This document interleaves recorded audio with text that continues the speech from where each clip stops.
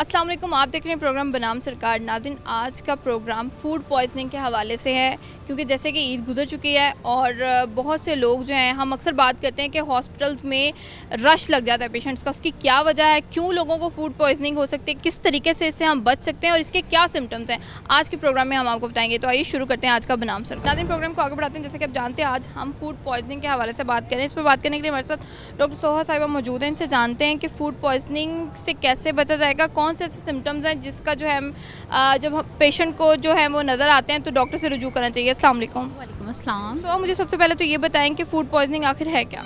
Food poisoning ये है कि आप जब भी कोई बहुत देर का पड़ा हुआ खाना खाएंगे, ठीक है, वो जो कि सही तरह से स्टोर ना हुआ होगा, एक्सपायर फूड खाएंगे या बहुत ज़्यादा ओवर ईटिंग कर लेंगे, तो ये फूड पॉइजनिंग की तरफ ले जाएगा आपको।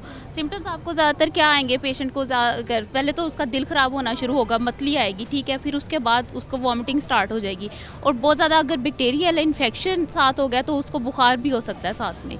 तो क्या एहतियाती तदाबीर करनी चाहिए? एहतियाती तदबीर यही है, जैसे कि अब गर्मी का मौसम है, शदीद किस्म का टेम्परेचर है, आपको पता है कि फ्रिज में ही चीज़ें ख़राब हो जाती हैं, बाहर पड़ी हुई चीज़ें तो आपको हिसाब लगा लें उसका क्या होगा। एक तो मेरी ये आवाम पब्लिक से ये दरख्वास्त है कि जो बाहर से डेली में वो गर्म पानी, सारे गर्मी में लोग शरबत पीते हैं और फ्रूट्स लगाए होते हैं ना बर्फ़ पे, वो लेके खाते हैं, उनसे गुरेज करें, ठीक है। और जो एक ताज़ा पका के खाएं और उतना ही पकाएं जितना उस वक्त ख़त्म हो जाए, ये नहीं कि स्टोर करें और उसको नेक्स्ट टाइम खाएं, क्योंकि हमेशा फ्रेश फूड खाएंगे तो गर्मियों में ये मसला नहीं होगा। बाहर के फूड से इज्तनाब करें, होटल्स, रेस्टोरेंट और बाहर जो आम है जिनके पास फ्रिज भी नहीं है, सिर्फ रेडियो वगैरह पे लगाते हैं, वो तो बिल्कुल भी ना खाएं ना लेके। बिल्कुल ठीक है मैडम। मुझे ये बताएं कि अक्सर लोगों को इस चीज़ का पता ही नहीं होता कि हमें फूड पॉइजनिंग है या स्टमक का इन्फेक्शन है, तो क्या इन दोनों में एक तो डिफरेंस है और इनके क्या अलग अलग सिम्टम्स हैं? स्टमक इन्फेक्शन और फूड पॉइजनिंग एक्यूट जो हम कहते हैं कि मसलन उसके सिम्टम्स आपको फ़ौरन 12 घंटे तक अंदर आ जाएंगे, ठीक है, बहुत ज़्यादा नोज़िया, वॉमिटिंग, फीवर और मतली का वो होना, ठीक है, और आप इसमें जो पेशेंट है वो उसमें बहुत ज़्यादा डिहाइड्रेशन की वजह से बेहोशी की तरफ भी जा सकता है। और स्टमक इन्फेक्शन समथिंग बहुत क्रॉनिकली उसको मसला चल रहा है बहुत देर का, आहिस्ता आहिस्ता एपिगैस्ट्रिक पेन और स्टमक पेन होना, जलन का होना, खट्टे डकार आना, रात को मुँह का जायका तब्दील हो जाना, ये चीज़ें सारी क्रॉनिक इन्फेक्शन की तरफ लेके जाती हैं। जो कि फूड पॉइजनिंग है वो तो आप कोई ना कोई हिस्ट्री भी पेशेंट की होगी कि मैंने कैन फूड लिया है या बाहर से लिया है, और उसके साथ आपको सिम्टम्स 12 आवर्स में डेवलप होना शुरू हो जाएंगे उसके। तो मैडम, समटाइम हम ये भी देखते हैं कि घर का खाना भी खाया हुआ है, रूटीन भी ठीक है, लेकिन फिर भी पेट ख़राब है, फूड पॉइजनिंग तरफ हम जा रहे हैं, इसकी क्या रीज़न हो सकता है? इसकी रीज़न यही हो जाता है जो मैंने आपको बताया, घर में भी हम इस चीज़ का एहतियात नहीं करते। अगर आप फूड जो है उसके इंग्रेडिएंट्स देखिए, वो टेम्परेचर जो एक रेगुलर टेम्परेचर है उस पर स्टोर है कि नहीं है, ठीक है। एक चीज़ जो बाहर पका के रखें कि शाम को वो खाने वाली नहीं रहती बाहर, बल्कि उतना ही खाएं, उतना ही पकाएं जितना उस वक्त ख़त्म हो जाए घर में, और ज़्यादा से ज़्यादा पानी और जो ORS का इस्तेमाल ज़्यादा करें गर्मियों में, और हाथ धो के इस्तेमाल करें। यही ज़्यादा वजूहत बन जाती हैं जो इन्फेक्शन की तरफ लेके जाती हैं। अच्छा, अब बड़ी ईद जैसे गुजर चुकी है, हम इस पे बात करेंगे कि हॉस्पिटल में हम अक्सर देखते हैं कोई भी ईद गुजरती है, ज़्यादा खाने की वजह से हॉस्पिटल्स में क्यों इतना ज़्यादा रश लग जाता है, इसकी क्या मेन रीज़न है? इसकी 2-3 मेन रीज़न है हॉस्पिटल में जो रश लगता है। एक तो ये है कि सबसे पहले तो हमारी जो पाकिस्तानी अवाम का अगर ले लें, ओवर ईटिंग, बहुत ज़्यादा ओवर ईटिंग के साथ पेशेंट आते हैं जो पहले से जिनके गुर्दे मुतासिर होते हैं, जिगर मुतासिर होता है, वो फिर इनकेफ्लोपैथी में आ जाते हैं, जिनको हम बेहोशी की अलामत कहते हैं, क्योंकि वो उनमें ये चीज़ ज़्यादा बड़ा गोश्त उनको मना किया होता है, क्योंकि उनका मैकेनिज्म इतना नहीं है कि वो उस चीज़ को करे, वो टॉक्सिन्स अमोनिया प्रोड्यूस होते हैं तो उससे वो फिर बेहोशी में चले जाते हैं। दूसरी, जो आम लोग हैं जिनको पहले मसला नहीं है, जिगर का मसला नहीं है या गुर्दों का मसला नहीं है, वो ओवर ईटिंग की वजह से ज़्यादा के वजह से फूड पॉइजनिंग हो जाती है, उसकी वजह से आ जाते हैं। दूसरा ये है कि गोश्त हम जब करते हैं बाहर, अब टेम्परेचर देखें कितना ज़्यादा है, उसका एक गोश्त को स्टोर करने का ख़ास टेम्परेचर होता है, अगर उसमें नहीं करेंगे तो कभी भी आप वो गोश्त खाने वाला नहीं रहेगा, और उसमें ब्लड इतना ज़्यादा होता है, और उसके बॉडी का साइज़ छोटा छोटा रखें और अच्छी तरह पका के खाएँ तो ये चीज़ें नहीं होगी। लेकिन हम लोग इतना एहतियाती तदाबीर नहीं करते, और ऊपर से ओवर ईटिंग, सुबह दोपहर शाम उन्हें वही चीज़ें बिल्कुल खानी होती हैं, और स्टमक को इतना टाइम ही नहीं मिलता कि वो प्रोसेस कर सके उस चीज़ को, इस वजह से ज़्यादा इमरजेंसी में। स्पेसिफिकली अगर हम बड़ी ईद की बात करें तो वो हमें होता है कि सुबह दोपहर शाम हमने बस गोश्त ही खाना है, वही खाना है, वही ना, सुबह दोपहर शाम बस सेम मेन्यू चल रहा होता है। तो ये इस चीज़ को अगर साथ में क्या करें, प्रोटीन ले लें, सैलड ले लें, साथ में नींबू पानी इस्तेमाल करें। मैं कोल्ड ड्रिंक्स का बिल्कुल भी नहीं कहती, नींबू पानी इस्तेमाल करेंगे और भूख रख के खाएंगे तो कभी भी इस तरह के मसाइल का सामना नहीं। अच्छा, मुझे ये बताएं डॉक्टर साहब, हम बात करते हैं कि हर बात पे एंटीबायोटिक लेनी ज़रूरी नहीं है, तो मुझे ये बताएं कि फूड पॉइजनिंग में किस हद तक जो है हम एंटीबायोटिक्स की तरफ जा सकते हैं जिससे जल्दी रिकवरी हो जाए? नहीं, आम जो डायरिया है ना आजकल हो रहा है, जब वायरल होता है, ठीक है, यहाँ थोड़ा सा फूड हो जाता है जिसकी वजह से हम एंटीबायोटिक नहीं देते। उसमें सिर्फ आपने ORS लेना होता है, पानी या हाइड्रेशन बेहतर करनी होती है तो पी। सिर्फ इन्फेक्शियस डायरिया जब होता है, इन्फेक्शन होता है, जैसे फूड पॉइजनिंग है, उसमें भी बैक्टीरियल इन्वॉल्वमेंट होती है। अगर तो खून पखाने में खून आ जाना, ठीक है, बहुत ज़्यादा वॉमिटिंग और साथ बुखार होना ना, बुखार इस चीज़ की अलामत है कि इन्फेक्शन हो गया है, तो फिर हम एंटीबायोटिक देते हैं उस पेशेंट को। आमतौर पर ज़रूर नहीं करनी। ओवर द काउंटर आप देखते हैं कि फ्लैजल यूज़ हो रहा है, वो हो रहा है, वो इस तरह के आम डायरिया में ज़रूरत ही नहीं है, आम स्टमक एब्सेंट में ज़रूरत ही नहीं होती एंटीबायोटिक्स की। तो मुझे बताएं कि क्या इसके लिए कोई टेस्ट भी मौजूद हैं, कोई अल्ट्रासाउंड, कोई ब्लड टेस्ट वगैरह करवाया जा सकता जिससे हम अर्ली डायग्नोज कर सकें? नहीं, टेस्ट तो कोई नहीं है इस स्टमक का, ये इसके रिलेटेड ही है कि आपकी हैबिट्स के रिलेटेड है ज़्यादातर, ठीक है। अगर किसी को पहले कोई पता चल रहा है कोई पेप्टिक अल्सर डिजीज़ है या क्रोनिक गट की डिजीज़ है, तो उसमें हम 2-3 टेस्ट होते हैं वो हम करवा लेते हैं। लेकिन बाकी ये जो आम हमारे एक्यूट गैस्ट्रोएंटेराइटिस के साथ आते हैं, फूड पॉइजनिंग के साथ पेशेंट आते हैं, तो इनको लिए हम क्लिनिकली इनको ट्रीट करते हैं। अच्छा, ORS की इस फूड पॉइजनिंग में और पानी की कितनी इंपॉर्टेंस है? इसकी तो बहुत ज़्यादा इंपॉर्टेंस है ना। बेसिकली हाइड्रेशन है, आपका नमकियात और पानी ये सारा लॉस होता है। बहुत ज़्यादा एक्सेसिव वॉमिटिंग है या डायरिया हो, इसमें पानी और नमकियात की कमी होती है, जो कि पानी नमकियात की कमी हर हद तक जाती है। उसमें दिल का भी मसला हो सकता है, दिमाग का मसला भी हो सकता है, इंसान बेहोशी में भी जा सकता है और पैरालिसिस भी हो जाता है, जिसको हम कहते हैं नमकियात के ऊपर नीचे होने, पोटाशियम की कमी की वजह से। इस वजह से हम इस बात पे इतना जोर देते हैं कि अगर किसी को डायरिया है या कुछ भी फ्लूइड लॉस हो रहा है, इलेक्ट्रोलाइट बैलेंस करने के लिए ORS और पानी ज़्यादा से ज़्यादा लें, बिल्कुल ना लें। कोल्ड ड्रिंक्स नहीं लेनी चाहिए। बिल्कुल ठीक है, बहुत शुक्रिया आपका। नाज़रीन, अभी प्रोग्राम जारी है, हमारे साथ रहिएगा।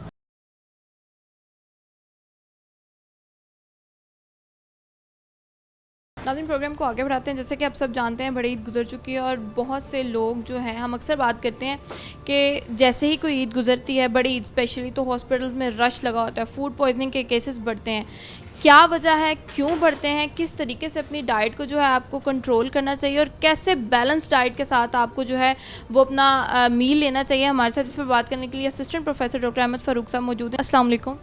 वालेकुम अस्सलाम। सर, मुझे ये बताइएगा कि सबसे पहला सवाल ये है कि बहुत से लोगों को ये नहीं पता होता आखिर फूड पॉइजनिंग क्या है, क्योंकि वो हल्की फुल्की कोई भी इन्फेक्शन होती है ना, उसको फूड पॉइजनिंग समझ लेते हैं।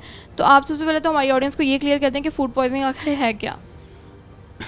अच्छा, फूड पॉइजनिंग जो है ना, ये एक जनरल टर्म है जिसमें आपकी गैस्ट्रोइंटेस्टाइनल ट्रैक्ट की जो इन्फेक्शन होते हैं उन्हें जनरली फूड पॉइजनिंग कर देते हैं कि आपने कोई चीज़ लेके खाई है और इससे आपकी इंटेस्टाइन में इन्फेक्शन हो गई है, जिसकी वजह से उसे कहते हैं कि फूड पॉइजनिंग हो गई है।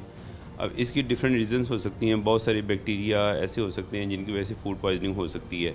तो आम ज़ुबान में यही समझा जाता है, कोई भी चीज़ ले ली, खाने में बदपरेजी हो गई तो उससे लूज़ मोशन आना शुरू हो जाते हैं, पेशेंट को समटाइम्स बुखार होना शुरू हो जाता है, वॉमिटिंग होना शुरू हो जाती है और नोज़िया फीलिंग आना शुरू हो जाती है, तो ये फूड पॉइजनिंग है।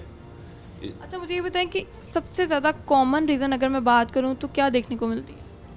फूड पॉइजनिंग में बेसिकली जो इन्फेक्टेड फूड आप खाते हैं, अनहाइजेनिक फूड खा रहे होते हैं, उसकी वजह से फूड पॉइजनिंग होती है।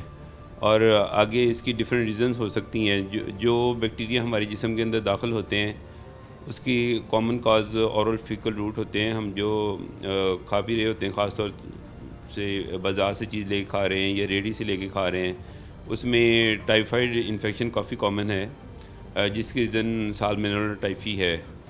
तो आप लोग जो बाहर से दूसरी सेमी कुक फूड लेके खा रहे होते हैं, उससे भी बहुत सारी दूसरी इन्फेक्शन आती हैं, जैसे ब्रूसेला है, साल्मोनेला है और बहुत सारे इन्फेक्शंस हैं जो इसकी रीज़न बनते हैं।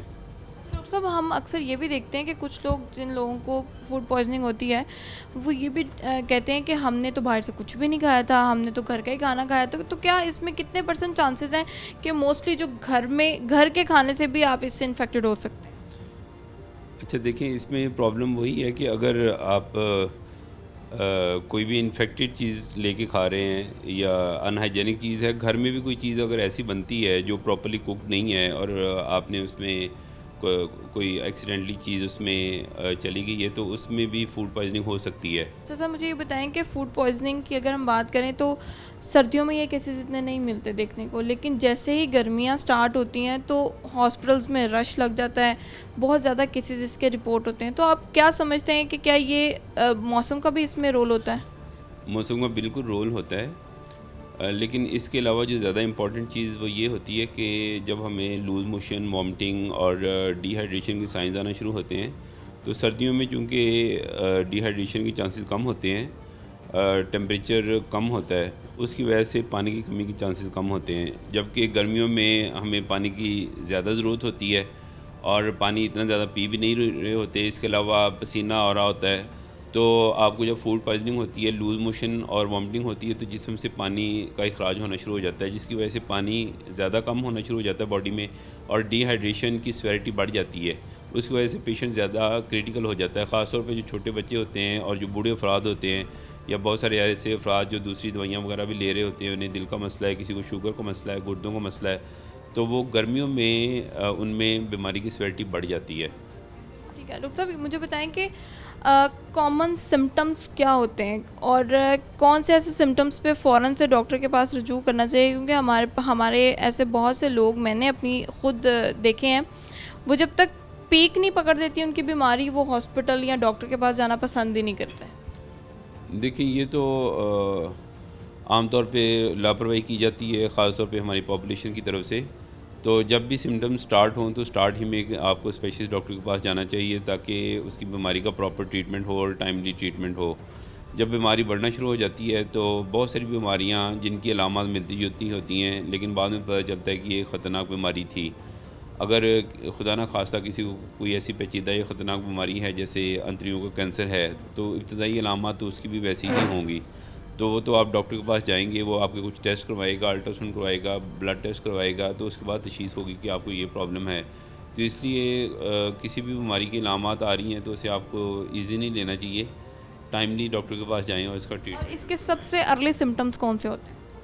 अर्ली सिम्टम्स में पेट में दर्द होना शुरू हो जाता है, मरोड़ उठते हैं, फिर आपको पतले पखाने आना शुरू हो जाते हैं, मतली होना शुरू हो जाती है, उल्टी वाली कैफियत होना शुरू हो जाती है, उल्टियाँ भी आना शुरू हो जाती हैं। और अगर आप टाइम पे इसका इलाज नहीं करते तो फिर डिहाइड्रेशन होना शुरू हो जाती है, पानी की कमी होती है। पानी की कमी होने से और बहुत सारे मसले पैदा होना शुरू हो जाते हैं, जैसे दिल के मरीज़ हैं उन्हें दिल का अटैक हो सकता है या उन्हें फालिज का अटैक हो सकता है, और जो शुगर के मरीज़ होते हैं उनके गुर्दे मुतासर हो सकते हैं। तो आगे से आगे फिर पेचीदगियाँ बनना शुरू हो जाती हैं। ये सिर्फ और सिर्फ एक फूड पॉइजनिंग इतनी डेंजरस भी हो सकती है? बिल्कुल डेंजरस भी हो सकती है, अगर इसका प्रॉपर इलाज नहीं किया जाएगा तो ये बिल्कुल डेंजरस हो सकती है।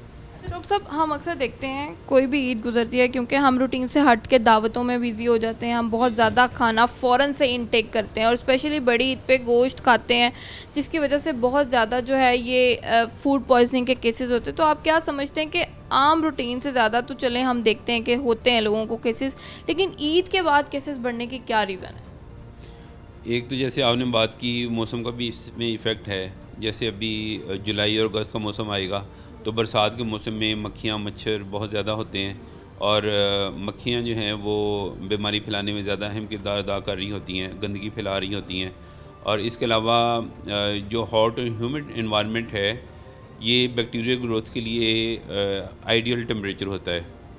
बैक्टीरियल ग्रोथ जो है, सर्टन बैक्टीरिया होते हैं जो हॉट एंड ह्यूमिड एनवायरनमेंट में रैपिडली उनकी प्रोडक्शन होती है। कुछ वायरसेस ऐसे होते हैं जो इस टेम्परेचर में उनकी प्रोडक्शन बहुत ज़्यादा होना शुरू हो जाती है, रिप्रोडक्शन, तो उसमें ये बीमारियां फैलना शुरू हो जाती हैं, जैसे हैज़ा है, टाइफाइड है और इसहाल है, दूसरी बीमारियां हैं। तो डॉक्टर साहब मुझे ये बताएं कि अब कुछ लोग ऐसे होते हैं जो पहुंच नहीं पाते जल्दी, उनकी तबीयत काफ़ी ज़्यादा ख़राब होती है और किसी वजह से वो डॉक्टर के पास नहीं जा पाते, तो इनिशियल अगर केयर उन्होंने अपनी कोई ऐसा करना हो तो घर में क्या करना चाहिए? अच्छा, फूड पॉइजनिंग में सबसे इम्पॉर्टेंट चीज़ ये है कि जैसे मैंने आपको बताई हैं कुछ पेचीदगियाँ जो कि पानी की कमी की वजह से होती हैं, और सर्दियों और गर्मियों में मेजर फ़र्क भी पानी की कमी ही का होता है। तो इसमें सबसे डेंजर चीज़ है जब डिहाइड्रेशन होती है, पानी की कमी होती है। तो अगर आप घर में भी हैं या दूर दराज इलाकों में हैं, आपके पास स्पेशलिस्ट डॉक्टर अवेलेबल नहीं है, तो आपने कम से कम जो ज़रूरी काम ये करना है कि आपने निमकोल वाला पानी या सकंजबीन वाला पानी, उसमें मीठा ज़्यादा ना हो, क्योंकि ज़्यादा मीठे से इसहाल जो है वो और बढ़ते हैं।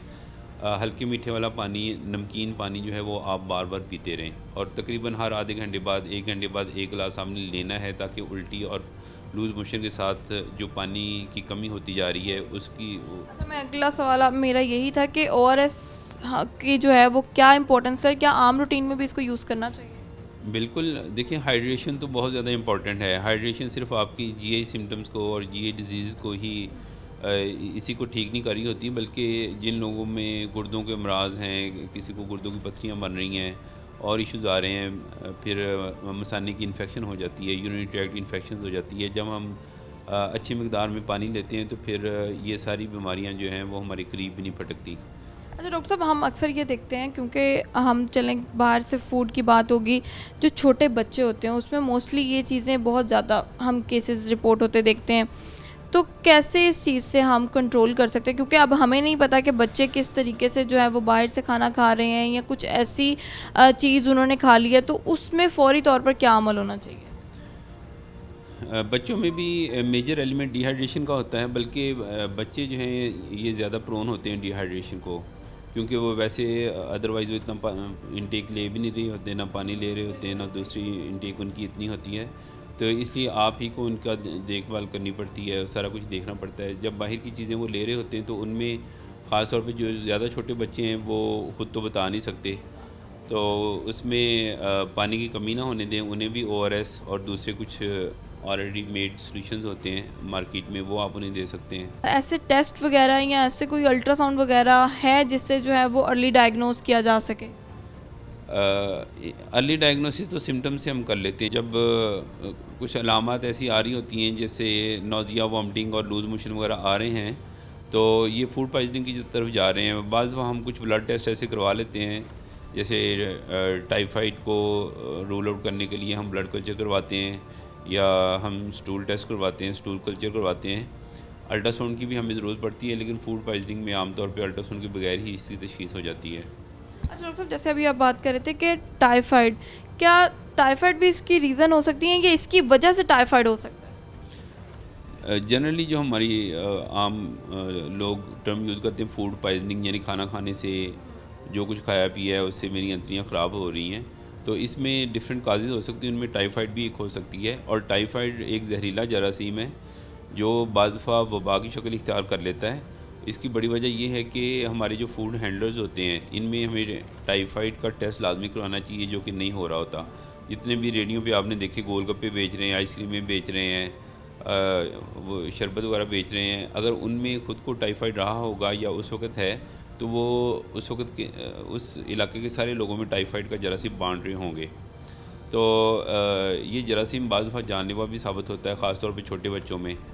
तो ये एक बहुत अहम रीज़न है फूड पॉइजनिंग की। डॉक्टर साहब, अब हम बात करते हैं, जैसे बड़ी ईद की बात करें तो लोग तीखे मसाले बहुत ज़्यादा खाते हैं। बारबेक्यू हर घर में रात को जो है वो फ़र्ज समझा जाता है। तो आप क्या समझते हैं कि कहीं ना कहीं ये तीखे मसाले और इस तरह की जो आप रूटीन से हट के कोई चीज़ खाते हैं, ये भी रीज़न हो सकती है? ऐसे तीखे मसालों से तो फूड पॉइजनिंग नहीं होनी चाहिए, क्योंकि फूड पॉइजनिंग एक इन्फेक्शन का नाम है। कोई जरासीम जिस्म में जाएंगे तो आपको फूड पॉइजनिंग होगी।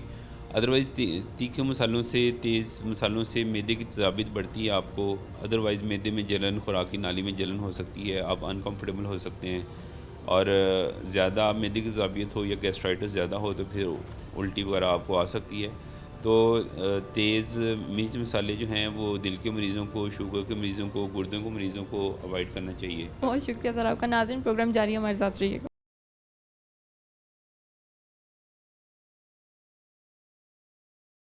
नाज़रीन, प्रोग्राम को आगे बढ़ाते हैं। डॉक्टर असद शबीर हमारे साथ मौजूद हैं। फूड पॉइजनिंग के हवाले से आज हम बात करें। डॉक्टर साहब, अस्सलाम वालेकुम। वालेकुम अस्सलाम। सर, मुझे बताइएगा कि हम जैसे पहले बात कर रहे थे कि जो है बड़ी ईद पर हॉस्पिटल्स का रश लग जाता है, आप क्या समझते हैं कि इसमें रीज़न क्या देखने को मिलती है?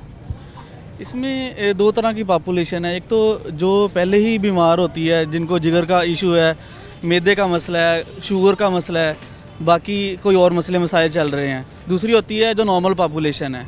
अब जो तो जिनको पहले से इशू चल रहे होते हैं, अब जिगर का बंदा है, उसको पता है कि गोश्त वगैरह नहीं खाना चाहिए बहुत ज़्यादा, एक दो बोटियों से ज़्यादा या बिल्कुल कुछ ग्राम्स के अंदर होता है, 100 ग्राम है फॉर एग्जांपल, उससे ज़्यादा नहीं खाना चाहिए। अब वो जब खा के आते हैं तो वो इन कैफ के अंदर चले जाते हैं, उनकी हालत जो है नासाज हो जाती है। इसी तरह जो मैदे का या शुगर का बंदा है, अब शुगर के बंदे का वैसे ही मैदा सुस्त होता है, अब उसको कम से कम 6 घंटे चाहिए खुराक को हज़म करने के लिए, मैनेज करने के लिए जो भी चीज़ खाई है उसको। और गोश्त खाने के बाद उसको तो गोश्त वाले बंदे कम से कम उसको 8 घंटे चाहिए शुगर वाले बंदे को गोश्त हज़म करने के लिए।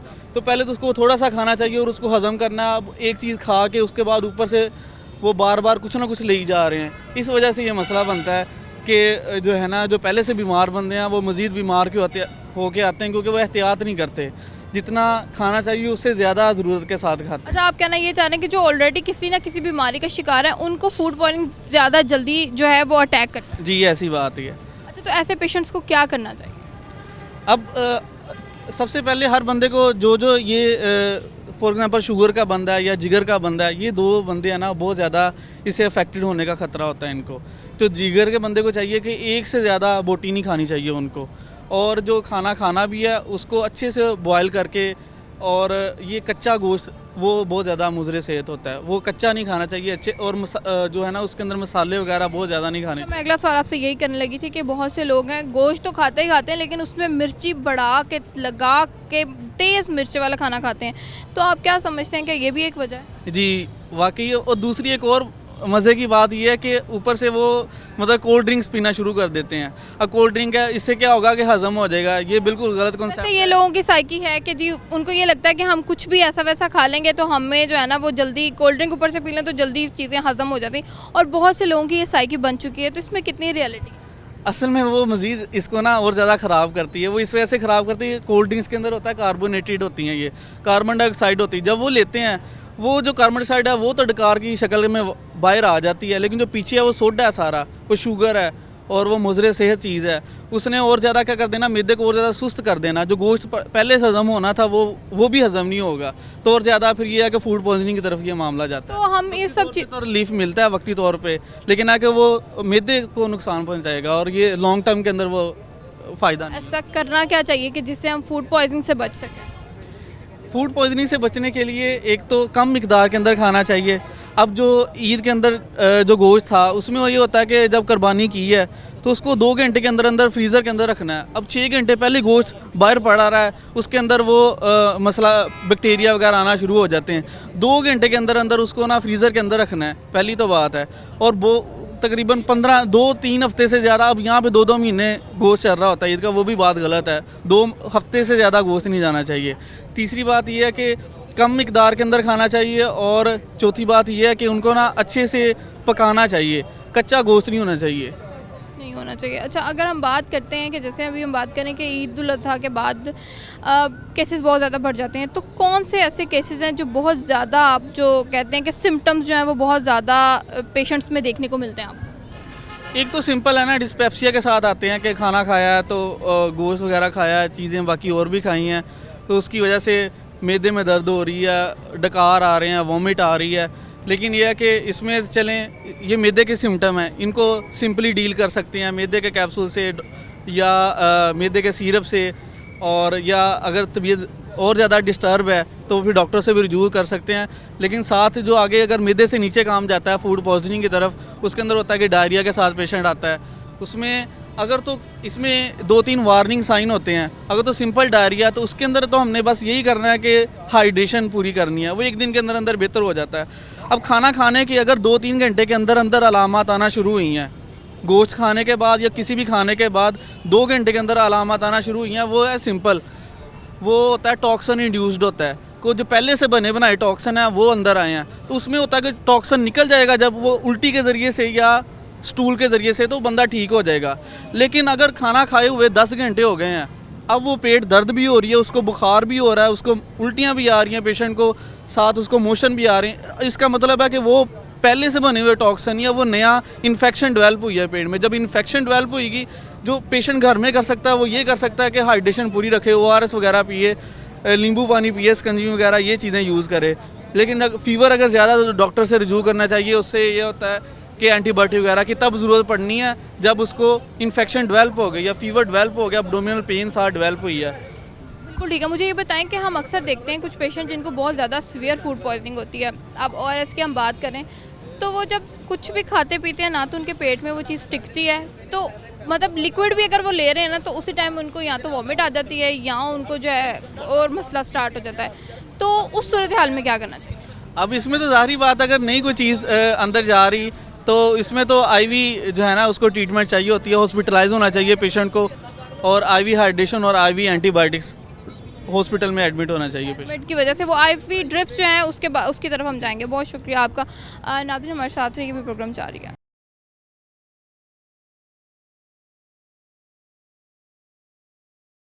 नाज़रीन प्रोग्राम को आगे बढ़ाते हैं, जैसे कि आज का हमारा टॉपिक है फूड पॉइजनिंग से कैसे बचा जाए और इसके सिम्टम्स क्या हैं और कौन सी ऐसी डाइट है जो आपको लेनी चाहिए। इस पर बात करेंगे डाइटिशियन डॉक्टर नूर फातिमा हमारे साथ मौजूद हैं, इनसे जानते हैं कि इस पर ये क्या बात करेंगी। डॉक्टर साहब मुझे ये बताइएगा कि हम अक्सर देखते हैं कि बड़ी ईद पे फूड पॉइजनिंग के केसेस बढ़ जाते हैं, तो बीइंग अ डाइटिशियन आप क्या समझते हैं इसकी क्या रीज़न होता है? इसके कुछ रीज़न्स ये हो सकते हैं कि सबसे पहला रीज़न कि हम मॉडरेशन में नहीं खाते। हमारे पास है कि गोश्त आया है तो बस इसको अब ख़त्म करो, खाए जाओ। नाश्ते से लेकर रात के खाने तक गोश्त ही चल रहा है, पाए हैं, मटन, बिरयानी है, चीज़ें इस तरह।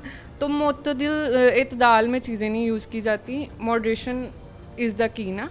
तो बस यूँ होता है कि हम मॉडरेशन में नहीं रहते। सबसे बड़ी और सबसे पहली वजह तो यही होती है इन केसेस की, हॉस्पिटल रेशियो भरने की यही वजह होती है। तो मुझे ये बताएं कि जो लोग बहुत ज़्यादा क्वांटिटी में गोश्त खाते हैं क्या उनके मैदे पे असर होता है इस चीज़ का? बिल्कुल असर होता है, क्योंकि एक तो हम बहुत ज़्यादा खा लेते हैं, उसके बाद हम सॉफ्ट ड्रिंक्स का इस्तेमाल करते हैं ये समझ के कि हम पी लेंगे नमक डाल के तो हज़म हो जाएगा। ऐसा कुछ नहीं होता है, वो बल्कि गैस्ट्रिक इश्यूज़ और तेज़ाबियत कह लें उसका बहुत बड़ा रीज़न बनता है। इसकी इंस्टेड आप ऑल्टरनेटिव ये यूज़ कर सकते हैं कि आप मिंट लीव्स और मिंट मार्गरीटा बगैर सोडा के, बगैर कोल्ड ड्रिंक के वो बनाएं, जिसमें वाकई आपको डाइजेशन में हेल्प मिल सके ना। अच्छा, अगर मुझे बताएं बीइंग अ डाइटिशियन आपके पास कोई पेशेंट आता है ऐसे फूड पॉइजनिंग की कंप्लेन लेके, तो आप उनको क्या गाइड करती हैं? सबसे पहले तो केसेस पे डिपेंड करता है ना कितनी सिवियरिटी है।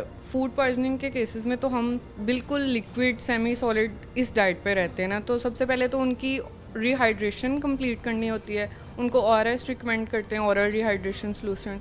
उसके बाद हम करते हैं कि उनको बिल्कुल सॉलिड से थोड़ी देर हटाया जाए और ब्रेड डाइट पे लाया जाए। Bread diet mean banana, rice, Apple sauce and toast. आपने खुद भी कभी देखा होगा कि डायरिया के पेशेंट्स को हम कहते हैं कि खिचड़ी खा लो या फिर ब्रेड खा लो, इस तरह की चीज़ें खा लें, तो थोड़ी इस डाइट पे लाया जाता है, या फिर जो इजीली डाइजेस्टेबल हो इस डाइट पे हम पे लेके आते हैं। बिल्कुल ठीक है। चलो साहब हम अक्सर ये देखते हैं कि जैसे अब गर्मियाँ इतनी ज़्यादा हैं तो कुछ लोग जो गोश्त ख़राब हो जाता है, बासी गोश्त, वो नहीं पता चलता लोगों को। और दूसरी बात ये हो जाती है कि लोगों को ये भी नहीं पता कि हमने इसको फ्रिज में स्टोर कैसे करना है, और उसकी वजह से बहुत जो है बीमार होते हैं लोग। तो आप क्या समझती हैं कि ये किस हद तक ख़तरनाक हो सकता है?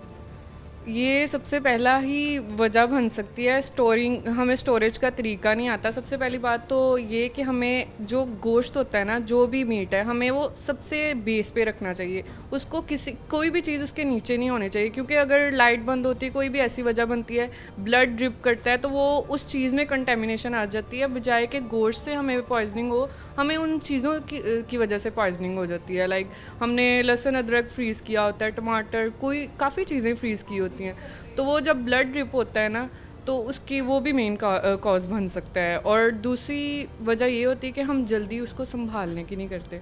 हम गर्मी में पड़ा रहने देते हैं, इतना वार्म टेम्परेचर होता है, माइक्रोबियल लोड बढ़ता है और वो पड़ा रहता है, जिसकी वजह से कंटेमिनेशन के चांस। अच्छा, एक ना सवाल था मेरा कि जी हमारी एक डाइटिशियन जिनसे मैं पहले भी एक दफ़ा मिल चुकी हूँ, उनका ये कहना था कि जी जैसे कुर्बानी होती है ना, उसके बाद 5 से 6 घंटे बाद जो है गोश्त को जो है वो खाने में इस्तेमाल करना चाहिए, उससे पहले उसको यूज़ नहीं करना चाहिए। तो आपका क्या कहना है इस पर? मैं ये कहना चाहूँगी कि जितनी ज़्यादा देर वो बाहर पड़ा रहेगा, हम स्टोर नहीं करेंगे। आप खुद भी, एक क्ले मैन भी इसको पहचान सकता है कि वो उसमें माइक्रोबियल और लोड और बैक्टीरियल इन्फेक्शन के चांसेस ज़्यादा बढ़ सकते हैं। तो मेरा ये ख्याल है कि जैसे ही कुर्बानी हो, आपको गोश्त साफ़ करके अपना संभाल लेना चाहिए, बजाय कि वो बाहर पड़ा रहे और आप, मतलब अगर तो आपने फ़ौरन यूज़ करना है वो अलग बात है, लेकिन आप उसको स्टोर कर लें फ्रिज में, इधर फ्रीज़र में, जैसे भी आपने रखना। जैसे 2 to 3 ऑन्स हमारे मीट की लिमिट होती है, उसमें चिकन भी आता है, फ़िश भी आती है और रेड मीट भी आता है। अब पेशेंट टू पेशेंट वेरी करता है। अब यूरिक एसिड का पेशेंट, कोलेस्ट्रॉल का पेशेंट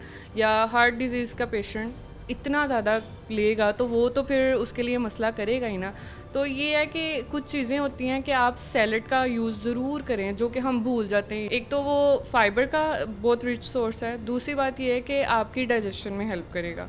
और अगर आप उसका यूज़ पहले कर लेते हैं सैलड का, तो इवेंचुअली ये होगा कि आपका थोड़ा पेट भी भर जाएगा और आप गोश्त थोड़ा कम खाएंगे थोड़ा। लेकिन हम लोगों के तो ऐसा बिल्कुल नहीं होता। सब्जियां तो हम कहते हैं भूल ही जाएं जो ईद पे, बिल्कुल ऐसा ही है। अच्छा मुझे ये बताएं कि अगर आप किस मैसेज देना चाहें हमारे आवाम को कि डाइट पे किस चीज़ का जो है वो ख्याल रखें, क्या चीज़ें जो है वो फॉलो करनी चाहिए, तो क्या होगा? लाइक आप मिंट मार्गरीटा, जैसे मैंने पहले आपको बताया कि बगैर सोडा के वो बनाएं।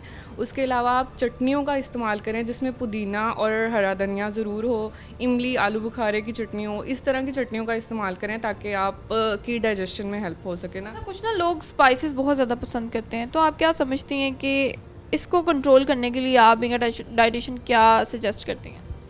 स्पाइसेस अगर तो आपके टॉलरेबल है ना, कि मतलब अगर आपको तजाबियत का इशू नहीं है तो आप ले सकते हैं, उसमें इशू नहीं है। लेकिन बात यह है कि इतने भी स्पाइसेस ना हो कि जिसको नहीं भी तजाबियत का इशू, उसको भी ये इशू बन जाए।